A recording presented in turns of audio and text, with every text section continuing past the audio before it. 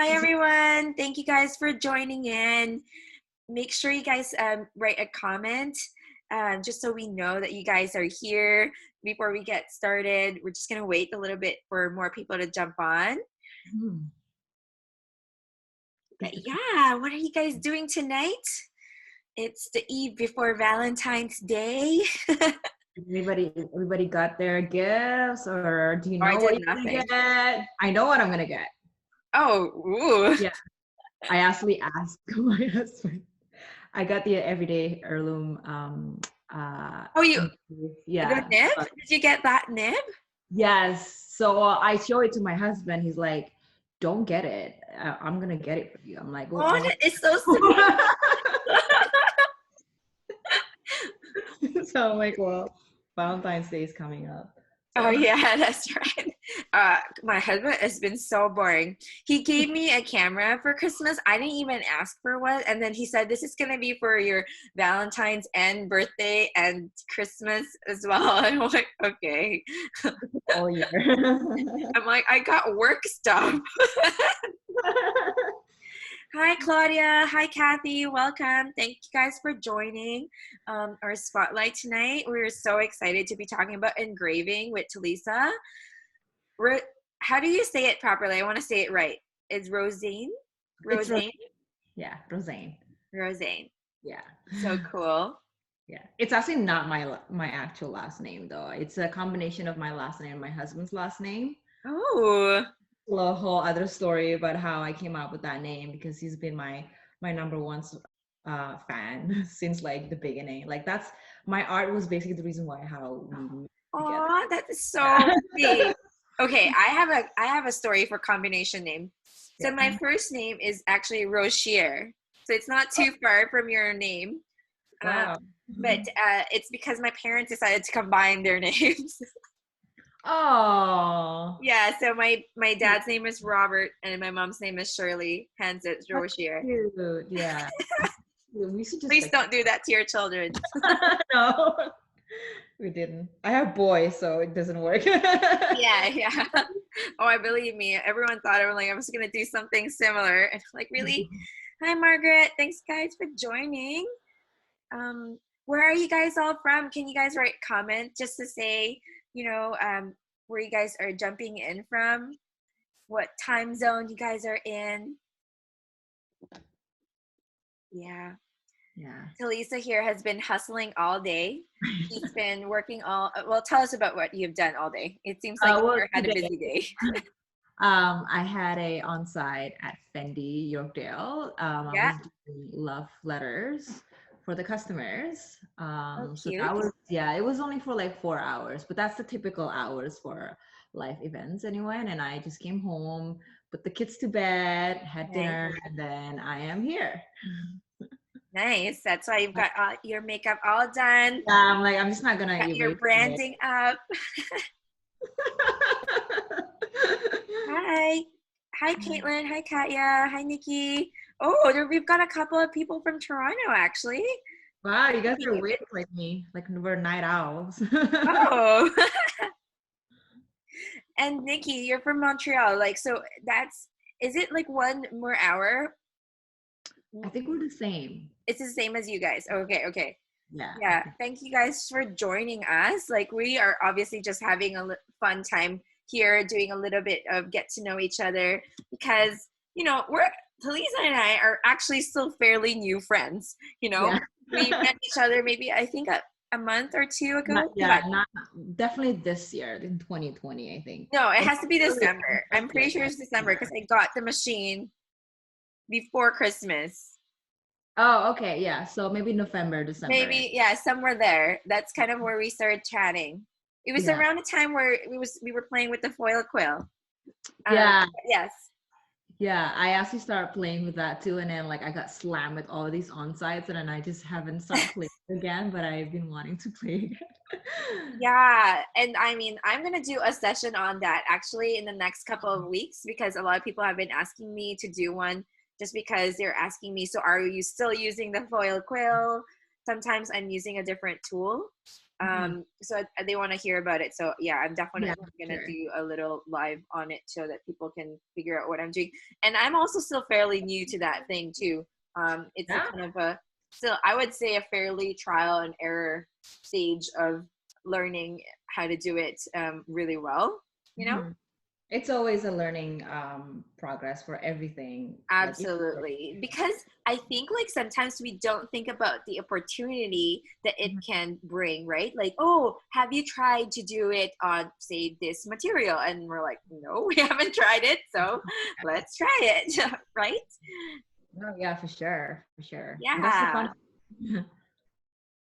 Awesome. Well, thank you guys again for joining. I know I've said that a couple times, but we were waiting for some more people to jump on, and I'm so glad you guys are here to be talking about engraving. And so, Telisa is our very good friend here from Toronto. She's a calligrapher, engraver, and an amazing mom of two. But I'm going to give the stage a little bit to you, Telisa, and ask you some questions. Um, if that's okay. Yeah, of course. Yeah. So, can you tell us a little bit about yourself?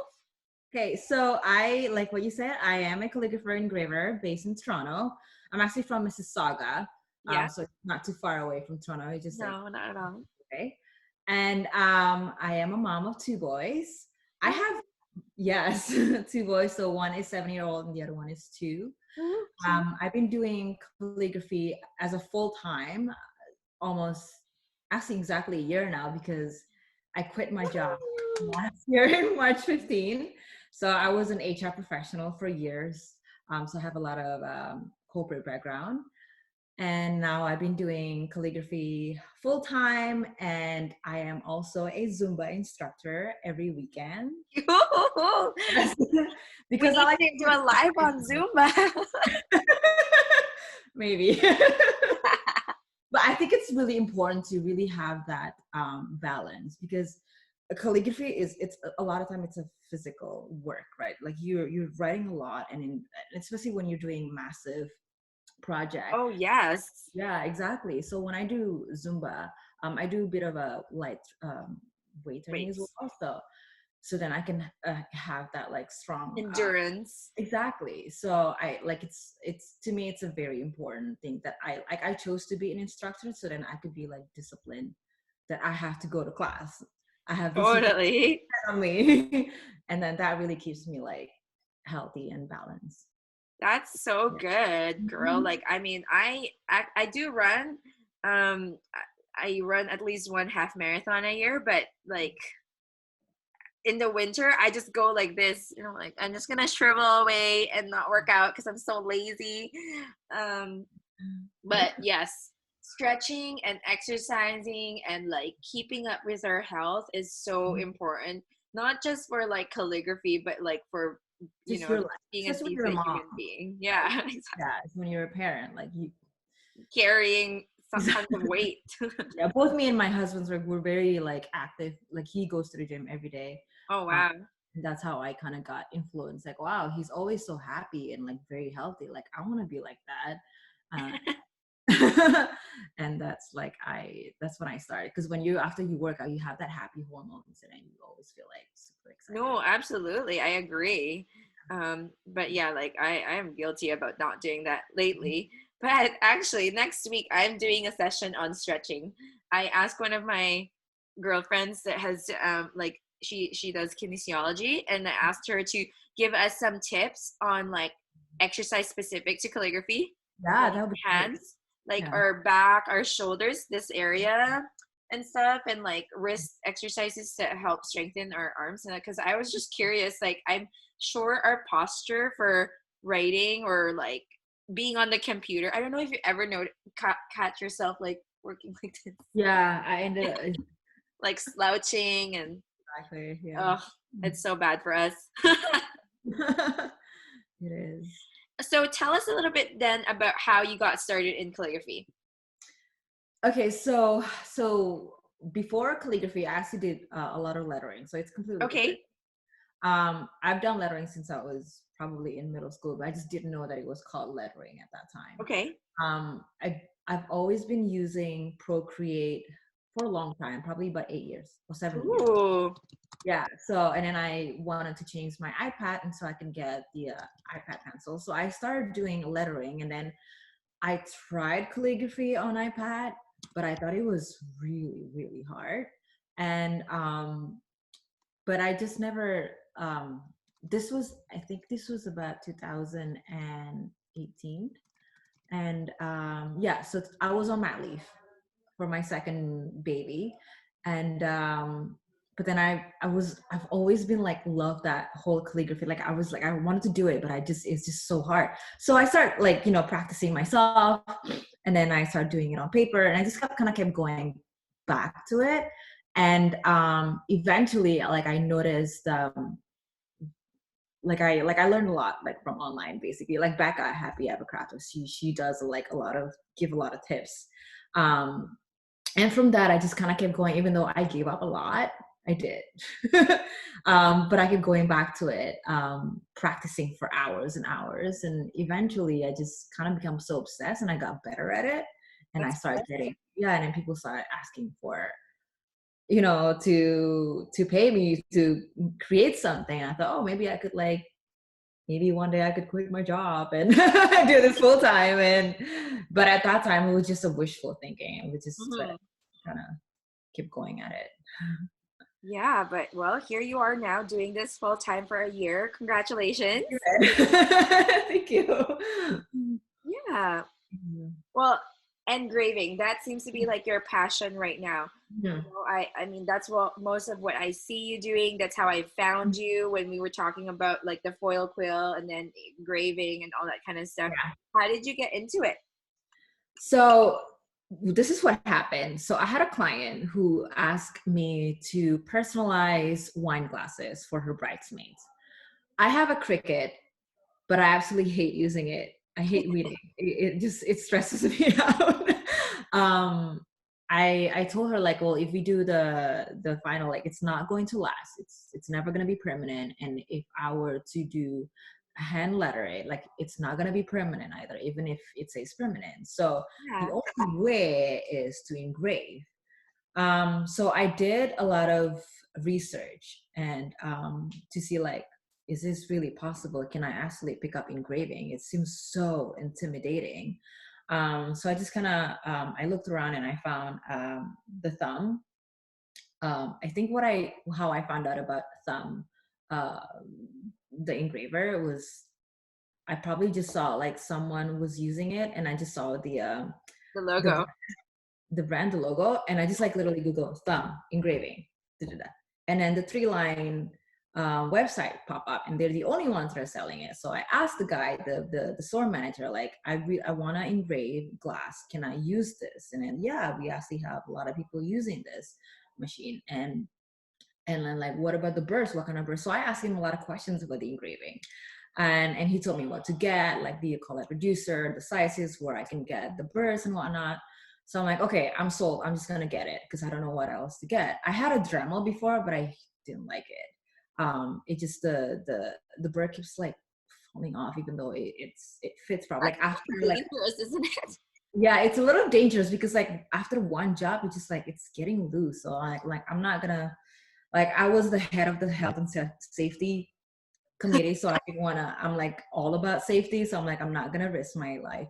And so I bought that, and so I started using it, and then and then I start practicing on a lot of different surfaces. So I got back to the client, hey, I can still engrave those wine glasses if you want. And she ended up loving it, and I just kept doing it, and I just started to promote myself. I said like, hey, I actually do hand engraving now. So I asked all my friends, so like, hey, if you guys have like any perfumes or anything that you want me to engrave, just let me know, because I'm just kind of like doing it. And they all love it. Practice on it, Yeah, it's not as intimidating as it looks. You just gotta start. Like as long as you know your style, your ABC, or like how you do your lines, then anyone who has done calligraphy can literally start doing engraving. Oh, okay. Yeah. A little bit more confidence as I Yeah. continue work with it. Just get out of the comfort zone. Yeah, I mean, and actually, when I posted it on my Instagram, people were like, "Oh my gosh, Carla, I tried it before." And these are calligraphers as well. I had mentioned that there is a learning curve to it. There is Because it's different from paper. It's different from the pointed pen, right? Like in terms of the ink, the style. Um, there's differences in it, and you can't really erase it. Yeah, but this is why we have the handy dandy, Cool. the Stabilo all pencils. Yes. Right. So it does require a grip, not like super strong, but you do have to have a stable hand, because Yes. sometimes or maybe the RPM could be a little bit too high and you can turn it down a little bit. So it really, like, it's all a learning curve, like how high should the rotation be for different surfaces. And sometimes some surface, like, you think it's metal but it's actually plastic, so it's about all that learning, like, how do I know it's the real metal? Like, you have to tap it. Well, it's a bit of trial and error, it seems like. Exactly. Sometimes I have to do that right on site. I'm like, I can't tell what it is. Like, do I go high, do I go low? So it's all about learning curve, but eventually, like, once you do a lot more practice, you'll know what to do. Yes. So yeah, you were talking about the some of the tools. So your go-to tools right now obviously are the thumb motor, which I also have right here. Yeah. My tool. Yes. Like, so guys, if you guys are interested, I will post which one it is, but it's a portable motor that you can use the engraver for, and like Telisa was the one who told me which one to get, actually. And the burrs and stuff. But you were mentioning about the Stabilo all pencil. I remember because I think Kestrel had mentioned it the other day when she was talking about her engraver, about using that as a marking tool on the glass. Yeah. So, but I mean, how is it different from using a pencil? Like okay, so, well, the thing is that it really sticks better, right? Oh, I see. So ever since I do engraving, I get different colors as well. Okay. The red and the black. The reason being, sometimes some surface, when you do on site, they're white. Like the Tom Ford lipsticks, it's white, so you cannot use the white. So I would suggest getting the red as well, or the black. So this one actually sticks, like it stays on the glass, and you can really see. And I only use this specifically just to see, like, whether whatever message or name actually fits. Yes. Because sometimes, like, I had to do this Joe Malone when I was doing a Joe Malone on site. I was because I was hired directly from the Joe Malone. They have a very strict guideline where I could only do the top of the lid or under the label. Yeah, which is really small. Really tiny. And then this customer, like, yeah, I want my girlfriend's name. It's 6 letters. So I had to check it. Like, I'll let you know if it fits. But so I just checked, because the what's it called, the weight's almost about the same, and it fits. And then I actually did it, and I'm like surprised that it actually worked, and it was on metal. The metal surface is a little bit trickier than glass, so we can obviously talk a little bit more about the different surfaces. And yeah, I like, that's why you probably want to have this. But you can also use other marking tool, like yeah, because I was using a chalk pencil the other day for this one. So when I did this one, I wanted to test it out first by writing it with this chalk pencil, but I, like you were saying, like, I could barely see it. Now I can't see it, especially because it's nighttime. But I was working on it when the sun was here and I could see where I'm going. But I can imagine I ordered one of those pencils because I was clearly too lazy to get some. Yeah, but make sure you get the color one as well, not, because, like, you're gonna run into some white surface. Yeah, you can't see. But then when you're writing with it, though, you like, all this powder is going over it, so you won't. Yeah, so a lot of times when that happens, because some like it's so powdery, I just always have the my this is actually a makeup brush. It's a kabuki brush, is that what you say? Yeah, So I always have it like really close to me, like so then I can see it and then dress it up. Like I you're just doing it as you write. as I write, as I engrave, yeah. Mm. So but sometimes if I'm comfortable enough that I'm what I'm gonna write, I'll just kind of go over it and then because like oh, there's enough space Right. and I add a little bit of flourishing. So it's like so I don't really have to dust it off, so I can still see it sometimes. So but a few times I have to like really dust it up, like I can't see it all. It's just like fully covered. I don't know where my lines are. Yeah, some service really creates so much dust, like you really gonna need to like dust it off before. Yeah, I can see that because I mean, Mhm. I was just playing around and that Mhm. alone, I was like, I can't see where I'm going. Good thing this is like for myself and there's no like guidelines of where it needs to go. Exactly, yeah. I don't need to fit a certain word. One of the Exactly. questions actually that came up on my Instagram when I posted about this live was how do you keep your lines straight when you're writing on a round surface? You can grab a post-it notes Okay, and just like put it on the say for example like a glass. right. I don't have a post-it note right now, but then like that and just create a line Okay, and then that's gonna be your baseline. You could do that. I see. Or maybe I could draw a line using Right. the chalk pen, like the Stabilo, right? Yeah, I always use this to do the line first and Right. then draw the design. Okay. Yeah, so Yeah. you kind But of if you're know like, it's settled yeah.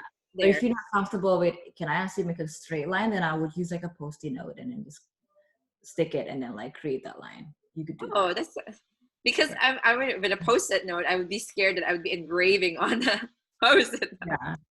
No, no, like, cause it's just like you stick it right. And I use the post-it note for like for people to write down whatever message or name that they want me to write anyway. So it's like it's already there. I always bring a post-it note for every on Oh site. yeah, and a whole bunch of pens because Sure. people take pens away. Sorry, Yeah. guys. We were just talking a little bit about the on-site experience because that's she does a lot of on-sites, which means that she's actually in like a store where people are coming in to watch her do some personalization or some service that the company has hired her for.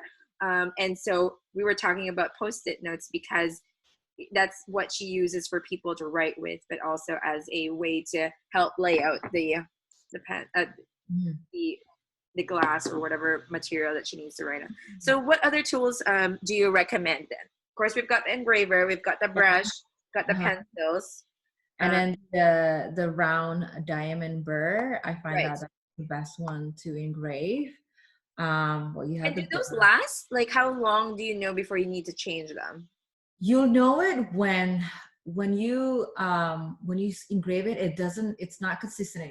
It's not Kind of like a consistent. nib then. Line is like it's like it stops exactly. It just kind of like it doesn't dig the surface anymore. Then when you need to change it, but you can actually like um spray with like water or dab in water so then to make it like last longer Okay. um for the burrs because they don't last forever. Yeah, obviously, but Yeah. okay. Amazon sells like these so you can definitely get it from Amazon. If you Yes. type in round diamond burr, you'll get a bunch of different sizes. So you just have to make sure that it fits the handpiece. I think I'm curious because I mean I've got the one that you recommended, but I'm not sure if that was like is it small or big? Yeah.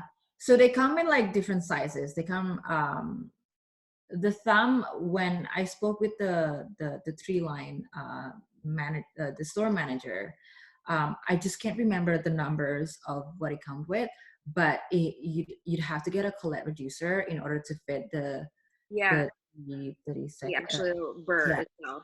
yeah. So and they're the only one who sell that fits this. I couldn't find it on Amazon. Yes, I remember because we tried Yeah. and it Oh, didn't fit. Remember, it was yeah. like this weird. thing that was like copper colored. So you just kind of have to check when you buy the burr and you check the handle piece, like what size does it fit? Do you need a sleeve to make sure that it fits? But my tool right now, my new favorite tool right now is the Mestiza that I got from Carla Hagen Design. So it's almost the same as thumb. It's just that it's called brushless. So what it basically means is that you don't feel the vibration when you engrave. You do feel it a little bit with the thumb, because I checked it yesterday. Oh wait, is this the one from Kestrel? No, right? This is the one I got it from Carla Hagen. Oh, Caroline. Okay. Sorry, that's my cat going into the so this one, I like it. Like it actually, it didn't, even though I never felt tired from using the thumb, but you can really feel like you don't really feel the vibrations. You don't have to like hold it so hard. Okay. It's very friendly. When it's ergonomic. I'm gonna say that. I'm not saying the thumb wasn't ergonomic, but you know when you're doing a lot of engraving, because my first engraving on-site job was actually a 3-hour nonstop engraving. Yeah. So keeping your hand stable would have been like, yeah. It was holding a drill, right? The thing is that it was on a watch, so it was metal. So metal, when it comes to metal, you don't have to dig it so hard because it's it's almost like on top, because you don't want to damage the inside or whatever anyway. So I had to do 140 watches, nonstop.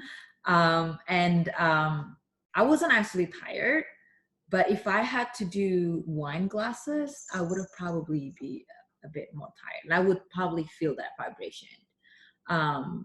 And I don't know if that's gonna have like a long-term effect, because I've only been doing engraving since like only just like late last year.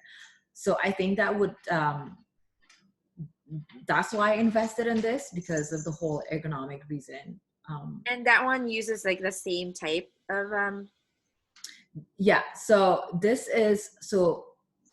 two are basically nail drills or dental tools. If these are pretty expensive, so in Canadian dollars, after conversion rate and the custom fee, it's about $500. Yeah. Canadian dollars. But if you're looking to start and you're not sure, you can get the one from Amazon. If you just type in nail drill, you'll find something that's like $80. Yeah, that's actually one of the questions that just came up on the Facebook chat. It's a Samina Kosser was asking, what's the difference between that and the cheaper manicure drills available on Amazon? So I've never, to be honest, I've never used it, but I know some people who use it. The difference is, first, the handpiece is a bit bigger than the thumb or the Mestiza. You will feel a little bit of vibration. I can't fully say if it's the same or not, because I've never actually used it, but I've seen some people using it for on-site. Mm-hmm. But for me, I just invested right away on the more expensive ergonomic ones, because I'm the kind of person who really like prioritize ergonomics and health. I wasn't sure if the Amazon one would be long lasting, if I had to wait for a long time for it to charge, or if I can use it while it's being charged, because with thumb, I can use it while it's being charged. Right, so those little things are the reasons why I went with it. But I don't think it's like, I think it's fine. I think they still work. Obviously, they still work. They still go up. You have to look at the RPM, I guess, right? And yeah, the RPM, it goes up to 30K, which is good enough. And you can still turn it down, I think. I feel it's still friendly for like to start. Like if you don't want to spend $500, like it's definitely like a go-to one that you can just spend and see if you're like, oh, I'm starting to get inquire for for on-site engraving, then you probably want to start investing on a good one, because you never know, you're gonna have to keep doing, like, if you have to do like 300 wine glasses on the spot, what are you gonna do? Like by the end of the night, like your hand's gonna be like Yeah. right, yeah. What, so this new Carl, was it Carl Hayden to Carla Hayden design. So her, yeah. even more expensive than the thumb? The thumb is actually more expensive. Oh, okay. Yeah, the thumb was $325 USD. It didn't come with the burrs, and I had to buy the collet reducer separately. So it ended up being like maybe 550. Yeah. You know, I bought it in the States, but I got it, like, I just shipped it. I brought it across the border myself, so it was a little bit better. I live closer to the border than you do. So that's one advantage for me in terms of being where I am at the moment. It's like half an hour to the border. Yeah, because it was like $95 for the customs, right? Yeah, I know. I hate our customs fees. But apparently you can clear like yourself. I had no idea that you could do that. Yes. So if you clear it yourself, you reduce the custom fee, the broker fee, which is usually around $30-$40, depending on who it is. Like a Canada Post, I think is like cheaper, like $20. But like say UPS, whatever, they're all at least $40. Yeah. Yeah. Okay. Yeah. It's always good to know that, because I know. Also, if you declare it as a business, sometimes, I guess I don't know about Ontario, but for us, like you get a slightly lower rate. Oh. Yeah, for like it's either 5% instead of the full 12% tax for us. Yeah, but of course, it only works if you're close to the border, because. Yeah, I'm not. Yeah, so you go to UPS office to just do that. Yeah. So what are your fave surfaces? I know you kind of touched on some of that, like based on your experience, like the surfaces that work, surfaces that don't work. Yeah. I do love the, I don't have a sample here because I only did that when I was at Holt Renfrew. The lipstick, so it's like a coated lipstick, a coated metal. It just looked so pretty because you can, it just sticks, the top, the coat is like usually gold or something like red, and then underneath when you engrave it, it's just like metal, like silver metal. So it looks like it's already has a feeling. And when I do floral doodles, like it looks so pretty. It looks like it came with the packets like that. Right. So that's my favorite. But obviously there's like other ones that like look really gorgeous. Like this is a marble. Ooh. So this marble, this was actually from a coaster from one of the brides that I work with, and I engrave it and I fill it with the Robin Buff gold. Yeah. And obviously most of them are glass, so I like them too. So you can actually engrave on tiles as well. So this is just a regular like tiles that I bought from, which is from Home Depot, which is great if you're I was gonna say, you frequent Home Depot. You got I go to Home Depot a lot just to get like, ooh, these tiles are so nice when you engrave it. I do want to note though, like some surface, I mentioned a little bit about wrap and buff. So some surface you can actually add filling. The only ones that you probably shouldn't is the frosted glass. The reason being is that, and then it just wouldn't come off like the rest of the area. So speaking of that, I did that. I engraved on this frosted glass, but I didn't fill it with anything. Because so I was curious because I wasn't sure what to put on it. But this one, the glass is easy because it can wipe off, right? Like you can wrap and buff it. Yeah. I actually just learned today from the Calligraphy Engraving Instagram account that Kestrel and Nina run, that you can actually engrave plastic if you turn down the RPM. Really? So I went home and tried it right away, and it worked. Oh, This okay. I whole have to test time this I now. thought, yeah, this whole time I thought plastic doesn't work, but it's not. You just need to turn down the RPM, and I feel it in too. Like it looks pretty neat, and I'm like, oh, I'm just gonna. It just opens up a whole other opportunity that now that you can actually do plastic. So it's amazing. Yes. Yeah, like you said. So she mentioned a couple of resources, Mhm. calligraphy engraving. That's a really awesome Instagram account that has a lot of this info. um Mhm. it's like things, it's a community, people share, and you can ask questions, and it's pretty much an Yeah, open book, yeah, for people to share this kind of stuff. And yeah, we all learn from each other at certain points, so it's all good. yeah, yeah. I have to say But my what, have you tried it on wood?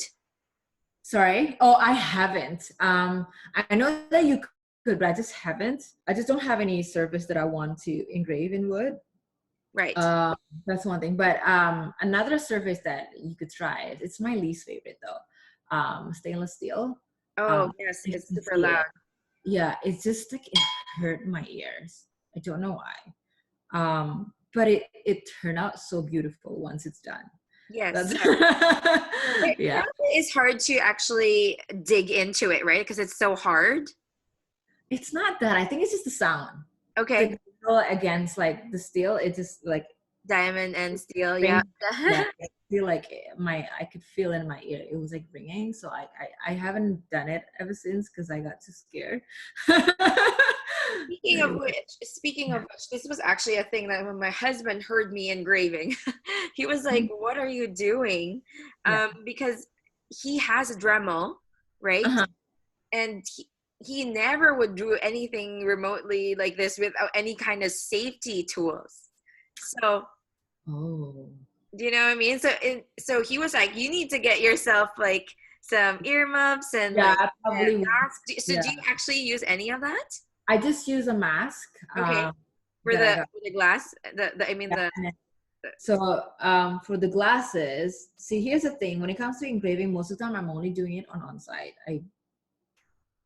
That's basically where I do the job for engraving. So I have like a really big prescription glasses. So it's so big enough that it really just protect my eyes. yes. Because I care about my look, right? When I'm doing like Like you were, like in construction zone. yeah, like you're in a luxury store, so you must. And then so yeah, I just have the mask on, so then you don't inhale the because some dust is just like it's really dusty, and then I don't know, you can sometimes see like the smoke's coming up, like you could just like literally just inhale it, and it's not. Like, can you imagine that going into your lung? No, no, that's not good. Exactly. So But yeah, like I can imagine maybe like putting some earplugs every now and then if it gets really strong, yeah, to help for protect your ears. for stainless steel for sure. Like I would definitely. Oh, I was just doing glass and I'm like, man, this is loud. But you know what? It is loud at home, but when you do it like live event, like Yeah, it's people true. can really hear it because there's music, people talking, so it's not loud at all. But when you're in a house, then Do you yeah. then tell, like, for example, like when you're doing it on sites for people, like, please don't come too close. I don't want you to inhale the powder or something, Yeah, I mean, people don't usually come so close anyway, um, because usually the space that they give. I think a lot of department stores think when someone does engraving, it's like those massive, you know, so they would give you like a really big space. Nice, because sometimes when they give the calligraphy one, it's so small. Yeah, and then I was like, and then like last time I was at Whole Brand Food and I brought my thumb. It's like, this is it. This is your machine. Like, yeah, this is it. And she was like, have like everything else ready with the cords and everything, but I didn't. And so like people don't like come so close like that usually. They see that I needed my space, so I don't think I've ever had to tell people to like, Yeah. yeah. The only thing that I like people sometimes kind of like move the table a little bit. So I was like, I don't want to make mistakes. So I had to stop. And then they would usually just apologize. It really, they do knock on the table. No, totally. Because yeah, like I couldn't just imagine that being so confusing. I mean, for people, because at least from my experience being on site and doing calligraphy, people can get up and close and just want to like look at the letters. So The I calligraphy haven't done an engraving on site yet, but I can just imagine them, you know, doing something like too close. I'm like, yeah. stay back. I see there's more questions here. Yes. But for some reason my comments kind of cut off. Do you mind reading it for me? Because the screen kind of got cut off. Yes, no, Claudia was like saying how you can, yeah, you can engrave on wood, and she said to check out Cornelia's creations on YouTube. Okay. Yeah, so actually, I mean, I probably haven't found a secret sauce on it, because I tried it, and I think like a wood burning tool is a bit better for like engraving on wood. Right. But Probably. I would think I so could be too. wrong. Yeah. And Samina was asking, but how did you land your first brand engraving job? Did you approach them, or did they find you via Google? So my first engraving job was a repeat client. That repeat client found me through Google. So about 80% of my life event jobs, people find me through Google search. So they would Google Toronto calligrapher, and mine would pop up on the first page. However, for Holt Renfrew, it was actually through. I'm gonna say, well, I went to the store when they were having a. This is actually a story. I went to the store when they were having an event, and I just talked to this lady, and she happened to be the marketing manager. And from that, she introduced me to a whole bunch of people from the Yorkdale location, the H Project, and that's why I've been doing a lot of events at Holt Renfrew. So they never found me on Google. It was just more like in person. It is out of luck though that like I just happened to meet her, you know, and she's great, and like she's been telling me like, oh, we need like an engraver for this location, wanna. So there's 3 location in Toronto, right? So and I've kind of got in touch with all of them. Right. So yeah, that's the only job that I've had without them finding me on Google search. So, but most of them they find me through Google. Cool. Yeah. I'm just trying to get through the rest of the questions here. Make sure that I've got them. Okay, yes, we got those. Awesome. Mm-hmm. So, do you have any tips for like someone who is starting out in engraving? To start. So basically like I mentioned earlier, if you don't want to spend like a lot of money on the engraving piece, use the nail drill. The reason why I found out that it was a nail drill, it was because when I opened the label tag from the thumb, it was showing like nails and like the tools. I'm like, what? So it wasn't really meant to be for like an engraver. And then I just kind of look it up, nail drill. Oh, it looks exactly the same. It is literally a nail drill. And so you can just find that on Amazon, and honestly, just like play around with it. Just start. If you're comfortable enough to write on a curvy surface, then you're probably ready to do engraving. And what I prefer, that I like, and what I'm noticing too, is that it a lot of the times when I do engraving, it's all just monoline. Reason being is that the surface is so small. So and when you engrave, the line is already so thick, so you can't really do a full calligraphy that much unless you have a really big surface. So monoline, a lot of flourishes. Like if you want to practice on that before you go on actually engraving, that's another way if you want to start. But honestly, if you're interested in it, just start. You can start doodling. It's more um I'm gonna say like drawing, engraving is it's more forgiving than the actual calligraphy, because even if you make a mistake, you can like, that could be like the shading part, right? So if you want to get comfortable, like start doodling with the engraving.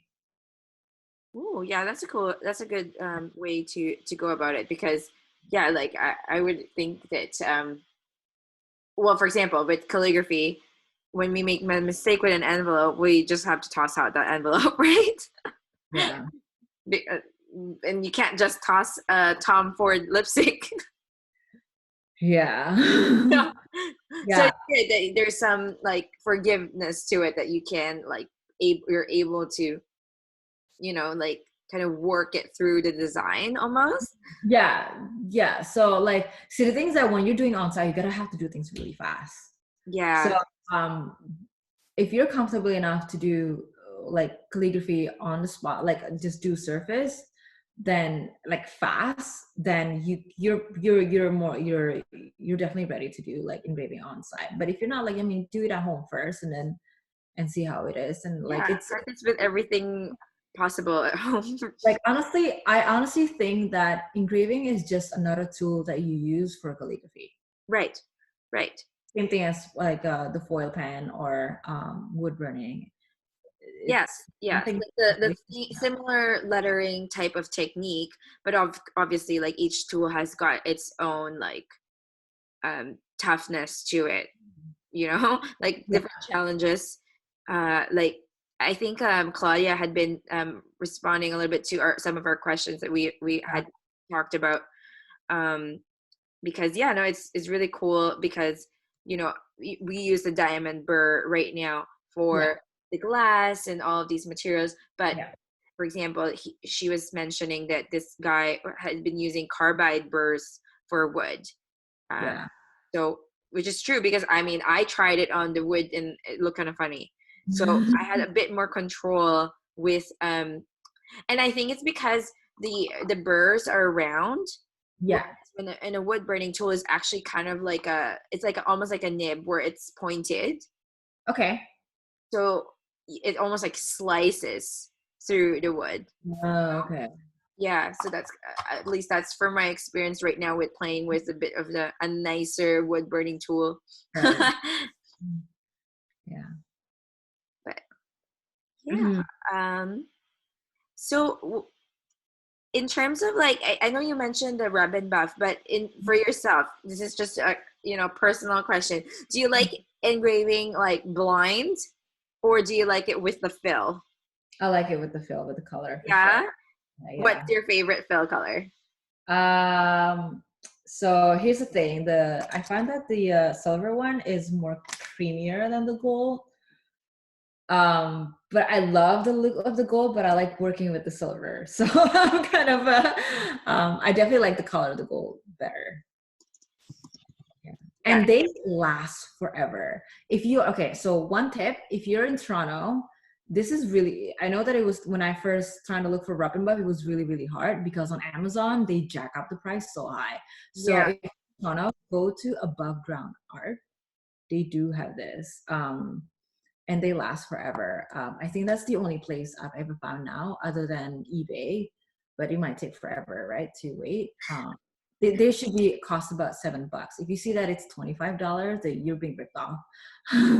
So, No, I think it's because Amazon. So the thing about Amazon is that they, it like unless you like shipping wise, if something is not Prime or free mhm. shipping, we won't buy it on Amazon, Yeah, right? that's basically what it is. Yeah, and then So this is also not in Prime either. So exactly. So because Amazon, like, they need to be able to roll in their shipping costs or all the fulfillment costs, all the companies that sell on Amazon have to jack up their prices, or else how are they going to afford the item plus mhm. like the shipping and the fulfillment fees and all of the stuff, especially in Canada, right? Like Yeah, our shipping is way more expensive than the States yeah, for sure.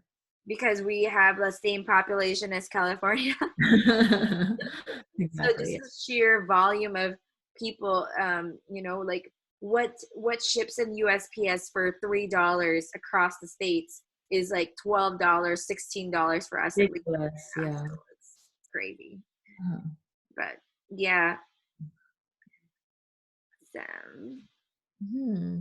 Samina was also asking, any SEO gurus do we follow? I actually found out about SEO from Sylvia from Via Calligraphy, and she had a interview with Becca Happy Ever Crafter on YouTube, so you should definitely check that out. But I also look for like different resources from the Squarespace itself has its a long information about SEO, and I always try to update it. So it's an ongoing change that you have to stay like on track. Like I'm not an SEO master. Sometimes I wonder how did I get into the first page. But I just did the basic. Like I did the basic whatever Sylvia mentioned in that interview. Also some stuff that I just finally like sometimes I randomly found some information about SEO, some on Instagram posts, but I don't remember where it was coming from. I just kind of like, okay, I'm just gonna do that. So it's just an ongoing research that you kind of have to do. Yeah, no, absolutely. I mean, and things sometimes change too, right? Like it depends on, like for example, I was on the Vancouver one for a long time up there, but as people change, or like when I post less things about Vancouver or something, then I get less bumped up in there too. Yeah. It also depends where you are. Yeah. For example, like if I were to find something in Japan and I go to Japan itself and search for the exact same thing, the results are completely different. Yeah. From here. So it's okay. It's not one Google search for like the entire world. Exactly. So it's like I'm still learning about SEO. So Me too. And I mean, I think like one thing that I've learned so far with SEO has been really helpful is that making sure that you are visible in on multiple platforms. That if they can't just find you on your website, but having your YouTube channel, having like your Facebook page, having an Instagram account, like having all of that too, and having the consistency of those wording, like for example, for yourself, like it's very important for you that it's local to you, right? Like it's Toronto.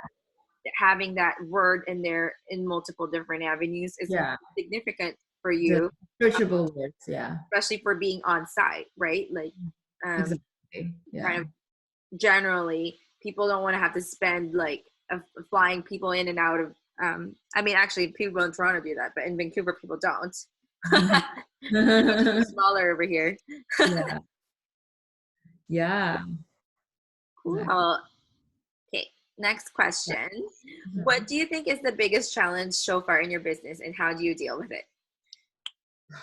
It's getting organized. I'm struggling with it. I mean, I'm a mom of two, and a lot of times I work at night, like night owls. That's what I'm struggling with. I've been wanting to like hire help, but I just don't know how to even start. Yeah, you're in HR. I know. I'm like, I'm in HR. Like, I should be doing this, but I think it's just more like I just started my business like a year ago, and then like it was just more like market. That's all I did for like last year. And then now I'm like kind of slammed with all this bookkeeping and all that stuff. And so I just got HoneyBook this year, thank God, to like kind of streamline all my my process, because before it was so tedious, and now I realize that having a good system is very important for you to run, because you're like wearing a lot of hats. I mean, I was so used to doing that when I was in HR. I did a lot of I had a lot of roles, like from health and safety, payroll, benefits, but now it's just more like admin, the BD, marketing, the artist, like you're doing so many things, and having one simple system, it really does help. Yeah, no, totally. Yeah. Especially with the accounting part, like you want to those things, like it's nice to be able to offload it to someone else. Yeah, exactly. But I think like for myself, in terms of like finding help, the most important thing first is to like outline the different tasks that you do, like bucket them all, like finding the gaps where, okay, this is actually parts that I can delegate. And then of course it's finding help. I found my assistant on Instagram. Actually, it's someone who had followed me. And that's been really helpful because it's someone that knows my brand, respects Yeah. my brand, like knows who I am and the type of like the character that I'm trying to portray, you know.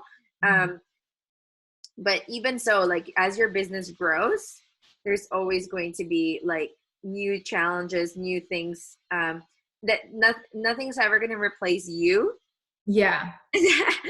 Yeah.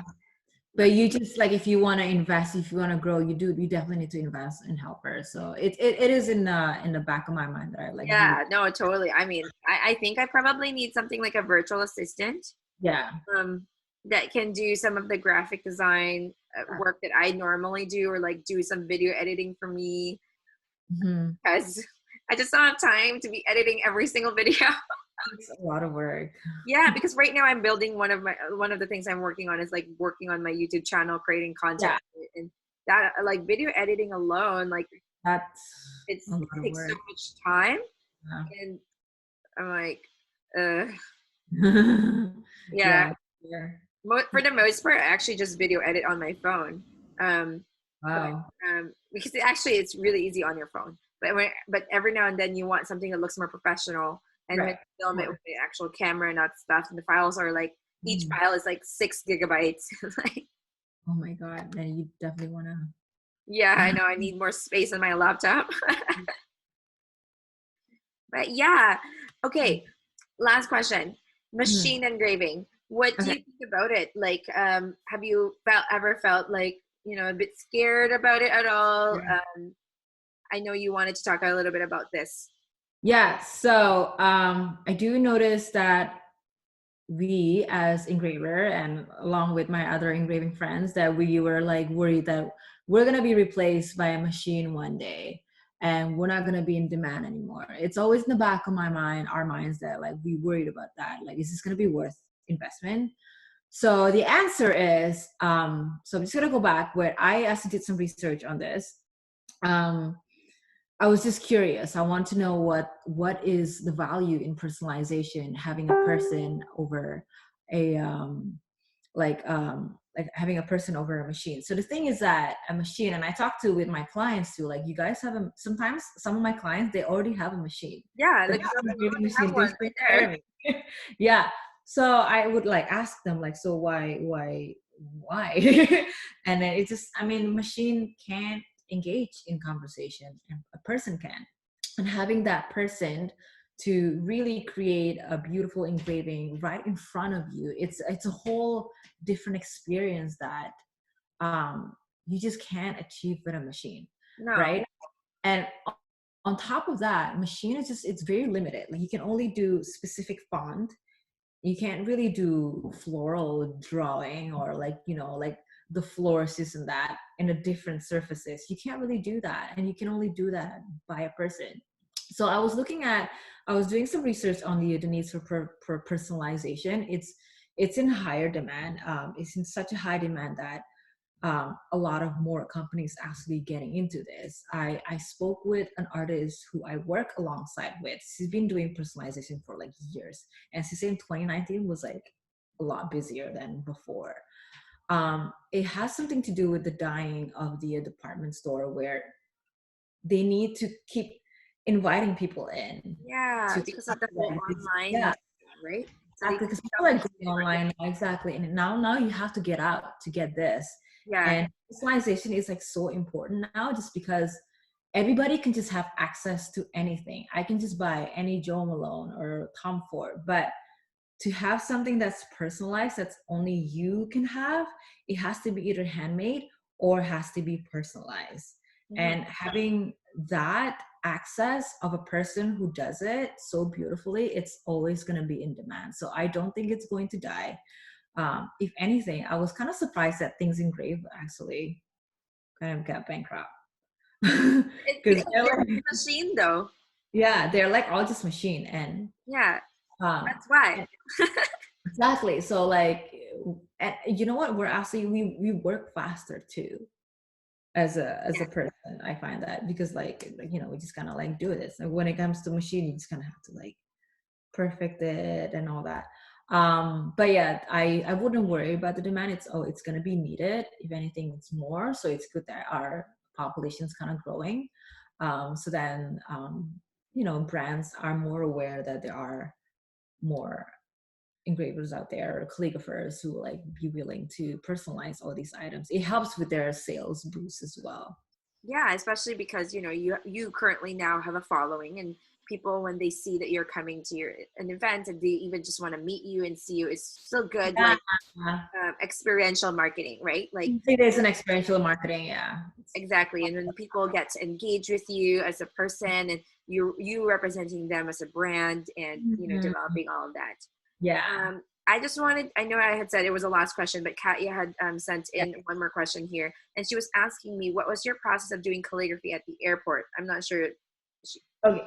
Yeah, so I did actually, it was an engraving on site that I did at Joe Malone. So Joe Malone reached out to me.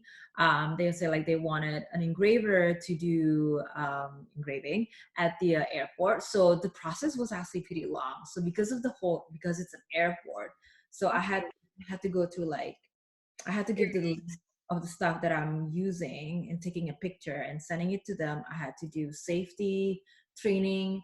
I there was some clearance, and every single time I go before the duty free, I have to go to the screening, so they have to screen my bag every single time, so it's a lot more tedious, and I had no idea, and then the walk was so long.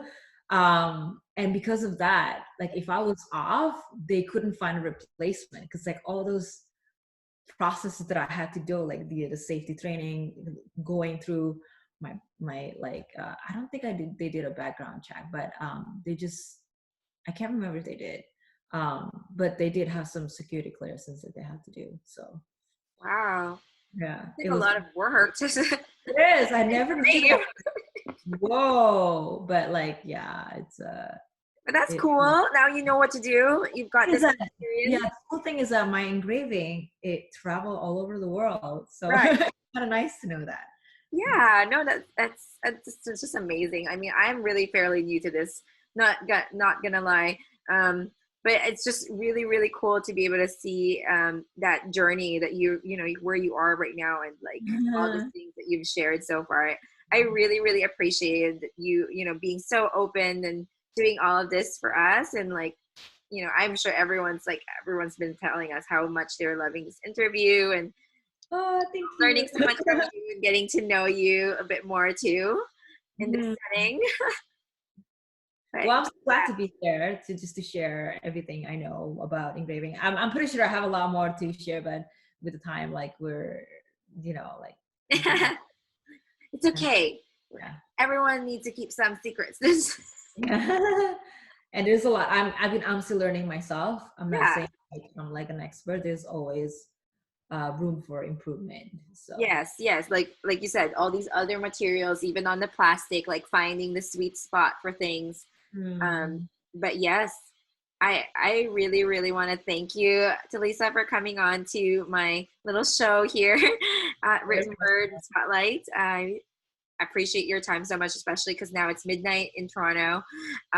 So thank you so much for sharing to us your life and your love and your skill and your passion. And yeah, if you guys want to follow her, make sure I'm going to post all the links on yeah. it. But you guys already probably follow her from me promoting about this event over the week and the newsletters. However, you guys found us. Thank you, thank you, thank you so much for having to join us tonight. I mean. Thank you for having me. Yeah, absolutely. See you guys next time.